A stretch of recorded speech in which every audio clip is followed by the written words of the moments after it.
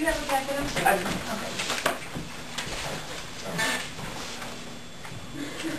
And again, I'm going to spend probably the majority of the time on plan number 1. But the plan that we would actually be purchasing from Blue Cross, remember we purchased a $2,000 deductible. Now we would actually have you purchase a $1,500 deductible, so the deductible itself is going down.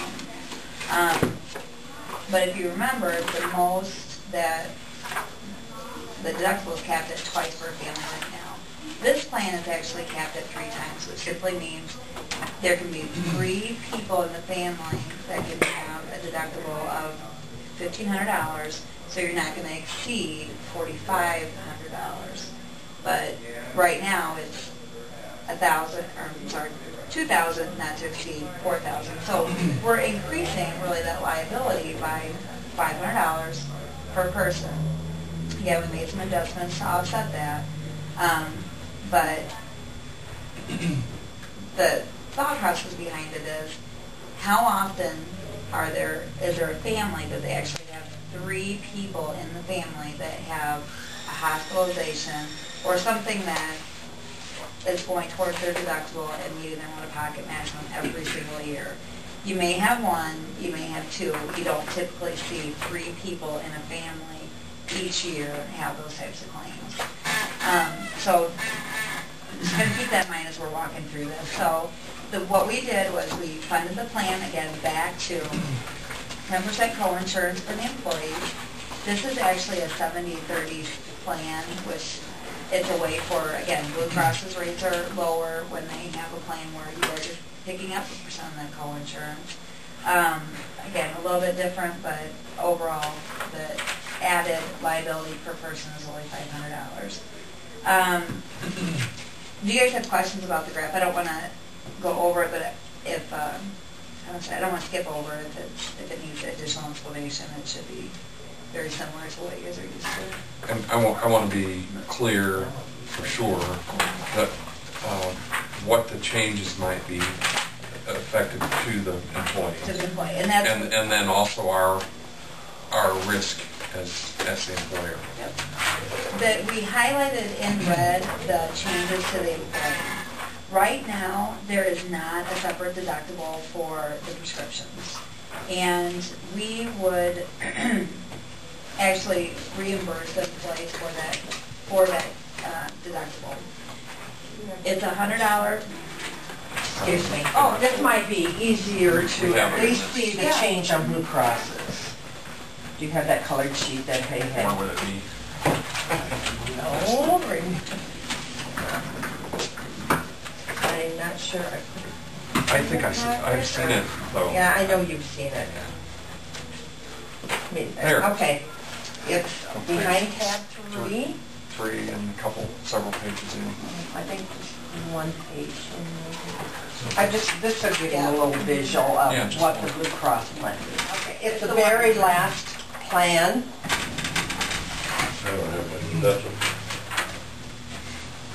That's the one you're talking to about. Yep, sure. Exactly. Yep.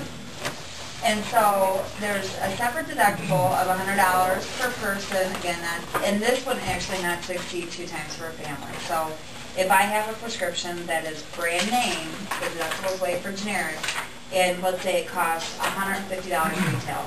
The first time, I'm going to have to pay the $100 deductible plus my co-payment. So if that falls in the middle tier, I'm going to have to pay at the pharmacy. I'm going to have to pay $135. I'm going to send that back to group services, and I'm going to get a reimbursement check for $110.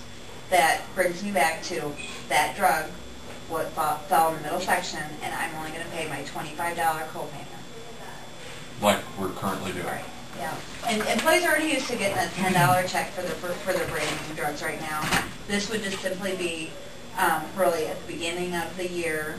This time it would be, when the plan changes, but going forward it'll be January 1st. They're going to have, again, a separate deductible. They pay that, we send them a check back. We accounted for in the safety fund and our adjustments that every single person and every single family would have met their full deductible. We account for the full reimbursement. you're not going to have that. We know that just not past history, but we wanted to make sure there's plenty of money that we're accounting for, that we're budgeting for. Does that make sense on how that would work? You guys,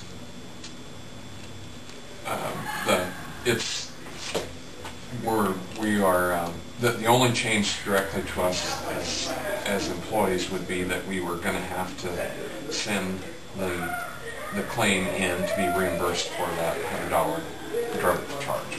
Whereas now we've not been doing that. But with that in mind, our hope is that everyone wouldn't use that, and then we're going to recognize the savings for the pool. So. And again, there's some obvious financial savings for employees and for the county to use generic. And Indy and you could probably talk about this more too, but that we foresee, I mean, just more and more drugs every 6 months going on generic if the lists are 20, 30. Right. Blue Cross Blue Shield actually is targeting 75% of all drug use being generic in nature. Now that 75% only still accounts for 20% of the drug spend, but that's what we need to get there. So, and again, it's one small way to, get people at least thinking about what is the full cost of, prescriptions to the So in the office visits, right now, the office visit is $20, and somebody has to go in, it costs them $20, and we give them a reimbursement check depending on the plan that they're on. Now it would be $25. So the difference to the employee is that they have to pay $25 versus $20 when they go in, but we're going to send them a check back for $10 versus $5. So to them, their out-of-pocket expenses is still the same. The time frame is still going to be the same as far as it'll automatically go through to us. They aren't going to have to do anything. Employees should be seeing that. That claim typically takes probably a little bit longer than like the prescription reimbursement. The prescription reimbursement, they send it in, they get it back. Usually within a week, sometimes two. I don't know if you hear anything. I don't get one as well. Okay. But yeah, nobody ever says that they're not getting their checks or anything.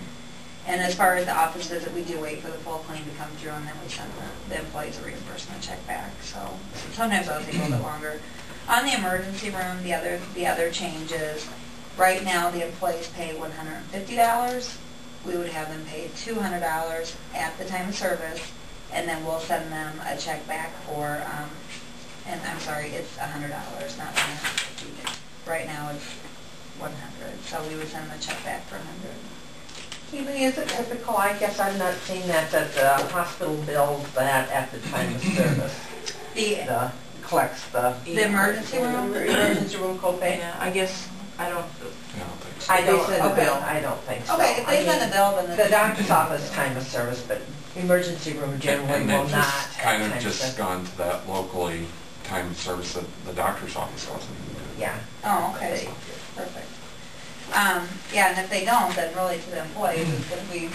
They'll probably, the reimbursement will probably, they won't have to put it out of their pocket to be reimbursed, basically. So that's the big difference there for, again, let's just kind of skip through the out-of-network. But I just want to point out, and I have the total numbers for the group, but you can see we went ahead and made some adjustments in the safety fund. Obviously, your premium, it still goes up because it's a little bit more expensive. And from the sheet that Deanne passed out, I don't remember exactly what the percent is. I think it's a 7.7% increase. So there's going to be a little bit of an increase in the premium from Blue Cross. Our administrative fees stay the same. And then the safety fund numbers, we made some adjustments to offset $500 more exposure to the county per person for the large claims. To make up for the office visit reimbursements, to make up for the emergency room reimbursements, and to make up for the prescription reimbursements. And we looked at, again, this year being one of those years that it's a good year to look at. We just had more, claims, bigger claims than what we've seen in the past. And we just said, okay, if this is a typical year, how many claims would we have in the office visit, how many emergency room visits would we have had, and we made those adjustments. So